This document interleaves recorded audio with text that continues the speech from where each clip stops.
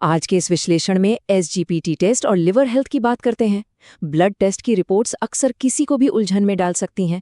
तो चलिए इस लैब रिपोर्ट को किसी मेडिकल डिटेक्टिव की तरह डिकोड करते हैं। देखा जाए तो जब भी हाथ में कोई ब्लड टेस्ट की रिपोर्ट आती है ना, तो उसमें लिखे ये भारी भरकम मेडिकल शब्द थोड़ा डरा देते हैं, जैसे कि एसजीपीटी या एएलटी। या अजीब से अक्षर आखिर है क्या? चलिए इन लेटर्स के पीछे छुपे राज को थोड़ा और करीब से समझते हैं और देखते हैं कि लिवर की सेहत से इनका क्या सीधा कनेक्शन है।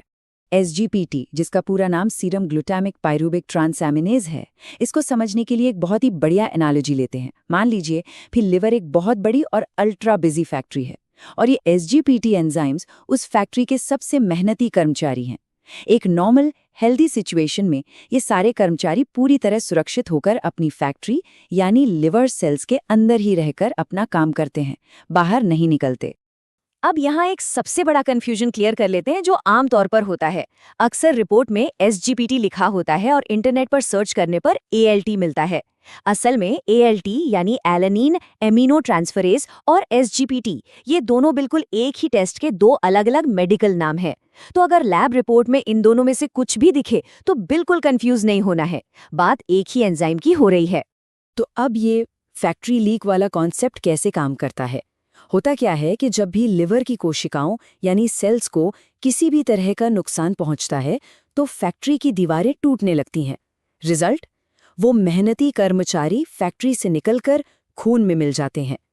खून में इन एंजाइम्स की बढ़ी हुई मात्रा ही डॉक्टर्स के लिए एक सबसे बड़ा मेडिकल सुराग बन जाती है कि हाँ, अंदर कुछ तो गड़बड़ चल रही है। और यही वजह है कि डॉक्टर्स इस टेस्ट को एक डिटेक्टिव टूल की तरह यूज करते हैं। इसके जरिए बॉडी के अंदर की परेशानियों को सॉल्व किया जाता है। इस टेस्ट को करवाने के पीछे 5 मुख्य कारण होते हैं। पहला, लिवर के जनरल डैमेज को चेक करना। दूसरा, हेपेटाइटिस जैसे इन्फेक्शन का पता लगाना। तीसरा, फैटी लिवर की जांच करना। चौथा, शराब या अल्कोहल से लिवर को हुए नुकसान का अंदाजा लगाना। और पांचवा, कुछ खास दवाइयों के साइड इफेक्ट्स को मॉनिटर करना। नॉर्मल बेसलाइन नंबर्स की बात करें तो पुरुषों के लिए ये रेंज आमतौर पर 7 से 55 U/L के बीच होती है और महिलाओं के लिए ये 7 से 45 U/L के आसपास होती है। वैसे यहाँ ये ध्यान रखना भी ज़रूरी है कि अलग-अलग लैब्स के स्टैंडर्ड्स थोड़े बहुत वेरी कर सकते हैं, तो नंबर्स में हल्का सा ऊपर नीचे होना बिल्कुल नॉर्मल सी बात है।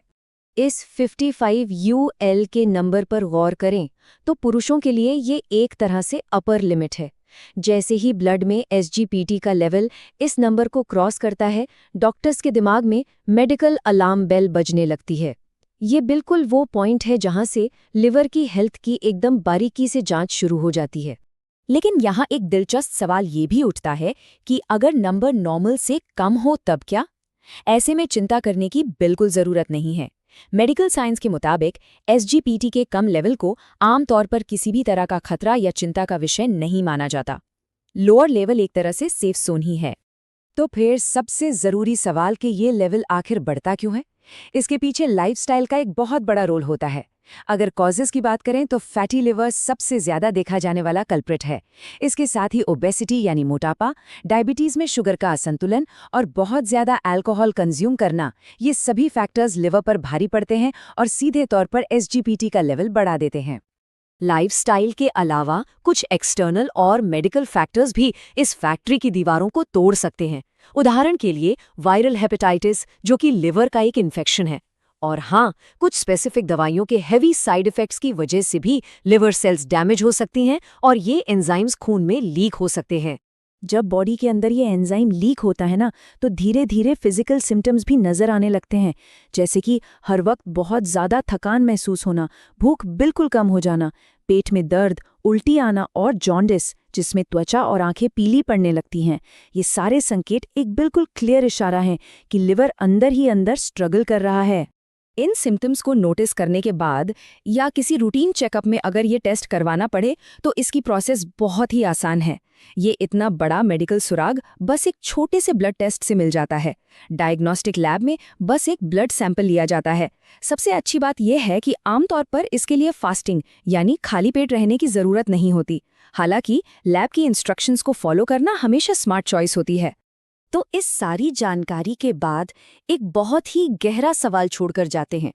हमारी आज की रोज़मर्रा की लाइफस्टाइल, हमारा खान-पान और छोटी-छोटी आदतें इस वक्त हमारे इस बेहद ज़रूरी लिवर एंजाइम को सीक्रेटली कैसे इन्फ्लुएंस कर रही हैं?